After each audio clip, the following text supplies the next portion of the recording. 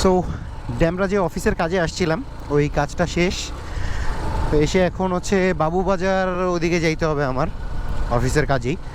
তো এই দিকের রাস্তায় লাস্ট যখন আমি আসছিলাম তখন এই দিকের রাস্তাটা টোটালি ভাঙাচোরা ছিল। তো আজকে রাস্তা ঠিক করার পরে আজকেই প্রথম আমি আসলাম, দেখে আমার কাছে মানে মারাত্মক লেভেলের ভালো লাগতেছে। এই পাশটায় লেকের পানিটাও পরিষ্কার একদম দেখা যাচ্ছে, অ্যান্ড সাইডের রাস্তা মানে জোস একটা ভিউ। ভদ্রলোক সিগন্যাল দিতেছে, দেখি। আসসালামু আলাইকুম। গুলিস্তান যাবেন? গুলিস্তান কোথায় যাবেন? চলেন।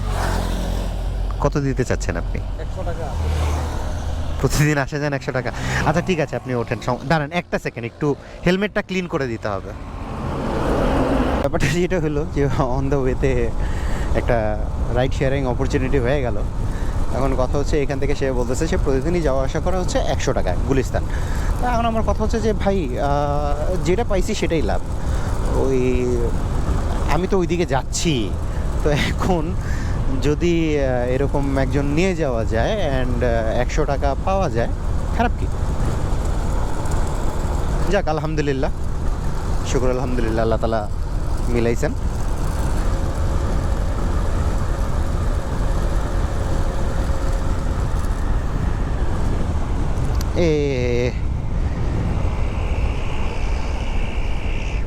ভাই একটা সেকেন্ড, কিছু মনে করেন না, হ্যাঁ কিচ্ছু মনে করেন না। না না না, ওইখানে একটু ঝামেলা। এই যে এনে একটা লোহার টুকরা পড়ে আছে, এইটা কোনো না কোনো বাস ট্রাকের চাকার তলে পইরা একটা দুর্ঘটনা ঘটতে পারে। কোনো একটা চাক্কার নিচে পইরা যদি ছুঁইটা গেল, বুঝেন নাই? কিছু মনে করেন না ভাই।